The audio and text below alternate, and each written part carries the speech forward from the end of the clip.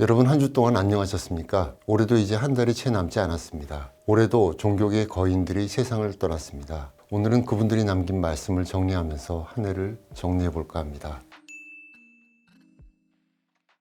지난 4월 21일 현지 시각이었습니다. 프란치스코 교황이 선종했습니다. 프란치스코 교황은 종교에 대한 무관심이 확산하고 유럽에서는 가톨릭 교세가 약화되던 시기에 교황이 됐습니다. 제 느낌으로는 프란치스코 교황은 개인기로 가톨릭에 대한 관심을 불러일으키지 않았나 생각합니다. 특히 이중턱을 보여주며 환하게 웃는 미소는 그의 트레이드마크 같았지요. 실제로 그는 이 미소처럼 기쁨, 특히 복음의 기쁨을 많이 강조했습니다. 슬픔 안에는 거룩함이 없다. 슬픈 성인은 그저 보잘것없는 성인일 뿐이라고도 했습니다. 성인과 성녀들은 결코 우울한 얼굴을 하지 않으셨다. 고통 중에서도 평화로운 얼굴이셨다. 예수님도 순환 중에 극심한 고통 속에서도 오히려 평화로운 얼굴로 다른 이들을 걱정하셨다고 했지요. 그는 어떻게 이렇게 항상 기뻐하며 웃을 수 있었을까요? 그의 회고록에 약간의 힌트가 있습니다.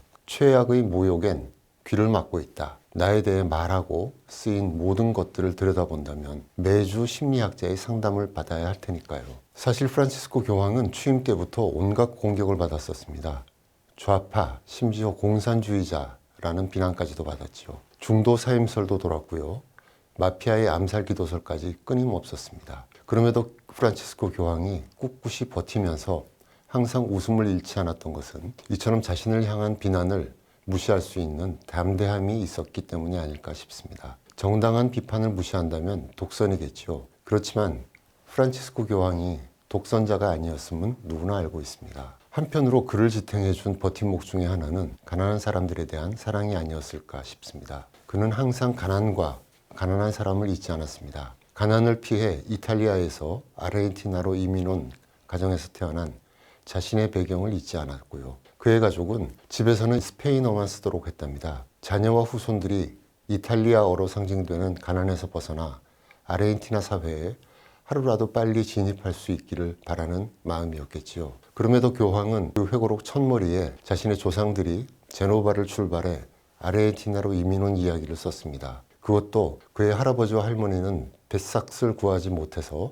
원래 타려던 배를 놓쳤는데 바로 그 배가 침몰해 300명의 목숨을 잃은 이야기입니다. 조부모의 운명이 바뀔 수도 있었고 그 운명에 따라 자신은 세상에 없었을 수도 있다는 이야기죠. 그는 그렇게 항상 가난한 일을 잊지 않았습니다. 교황 취임 후에 첫 방문지가 이탈리아 남부 항구 도시 람페두사였습니다. 가난한 아프리카 사람들이 지중해를 건너 유럽으로 밀입국하는 거점이었습니다. 사고로 많은 이들이 숨진 곳이기도 하고요.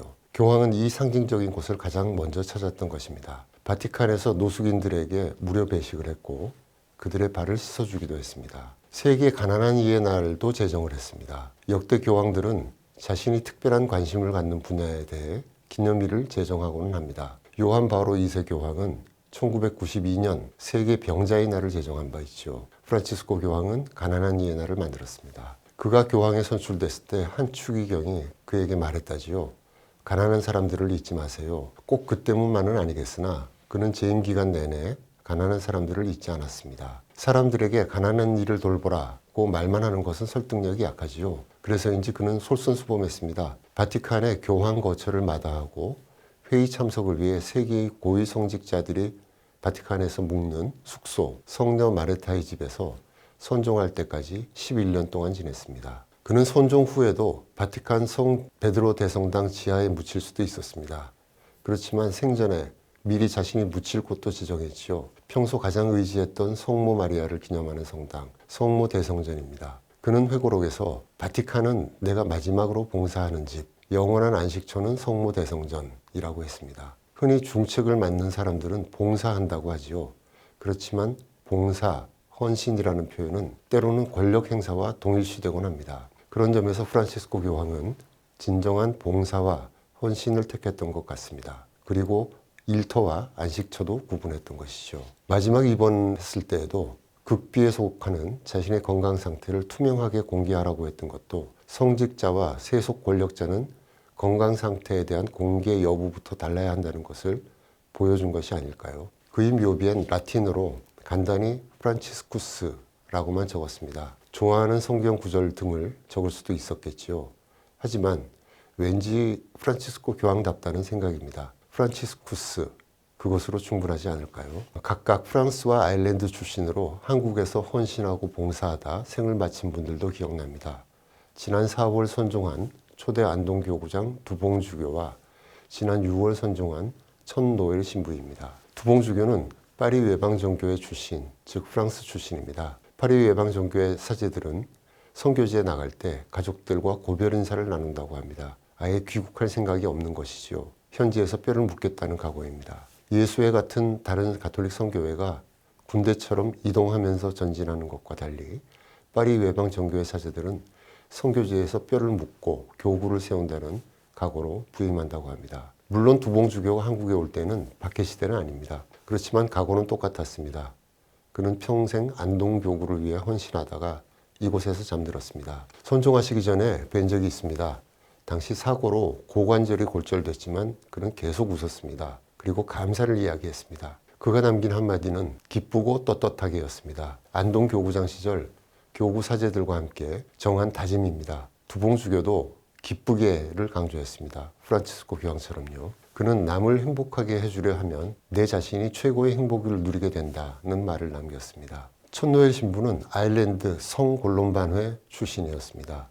두봉주교가 섬세한 성격이셨다면 천노엘 신부는 아일랜드 사나이 같은 느낌이었습니다. 아일랜드 출신 사제들을 몇 번 만나뵌 적이 있었는데요. 공통적인 느낌은 사나이였습니다. 거친 상황에서도 굴하지 않고 뚫고 나가는 개척 정신이 대단했습니다. 천신부님도 그랬습니다. 1979년 그가 봉사하던 한 시설에서 무연고 발달장애인 여성이 숨진 것을 계기로 그의 무덤에 사회를 용서하시렵니까? 라는 묘비명을 새긴 후 발달장애인을 위해 나머지 평생을 헌신했습니다. 1980년대 국내에서는 발달장애인에 대한 인식이 빈약했습니다. 그렇지만 그는 선입견을 뚫고 그들의 생애를 돕는 무지개 공동회를 만들었습니다. 그룹홈과 일터까지 만들었지요. 그가 손수 몰던 작은 프라이드 승용차를 함께 탄 기억이 잊히지 않습니다. 그는 건강이 좋지 않아지자 고향 아일랜드로 귀국해서 거기서 선종했습니다. 그렇지만 유언에 따라 유해의 일부는 광주에 모셨습니다. 지난 9월 22일 별세한 신경하 감독님도 기억에 남습니다. 아현 감리교회 담임 목사 시절 기독교 대한감리회 감독회장, 총회장이죠. 그 자리에 선출된 그는 굉장히 소박한 목회자였습니다. 평생 집 한 칸 없는 목회자였던 그는 감독회장 4년 임기를 마친 후 고향 강화도로 낙향했습니다. 그리고는 굉장히 조용히 지내셨지요. 그러던 지난 9월 별세 소식이 갑자기 들렸습니다. 갑작스런 죽음이었지만 그는 모두 준비하고 있었습니다. 연명치료는 거부한다는 의향서를 미리 작성해 두었고 시신은 연세대 의과대학에 기증한다는 서약서도 작성해 두었습니다. 빈소는 마련하지 말고 장례 예배는 한 번만 해달라고 당부했습니다. 장례 예배 때에는 어떤 분들이 어떤 순서로 진행해 주었으면 좋겠다는 것도 다 메모해 두었습니다. 심지어 장례 예배 후 조문객들에게 식사는 어떻게 대접하고 어떻게 감사 인사를 해야 할지까지 다 미리 생각하고 당부해 두었습니다. 평소 성격다운 깔끔하고 아름다운 마무리였습니다. 그는 수술을 앞둔 밤 핸드폰 메모장에 남긴 글에서 이렇게 생각을 정리했습니다. 내게 죽음을 준비한다는 것은 오늘의 삶을 더 충실히 보람있게 살기 위한 다짐이자 매 순간을 아름답게 만드는 과정이었다. 오늘까지 살아온 나의 85년의 세월은 하나님이 함께 하신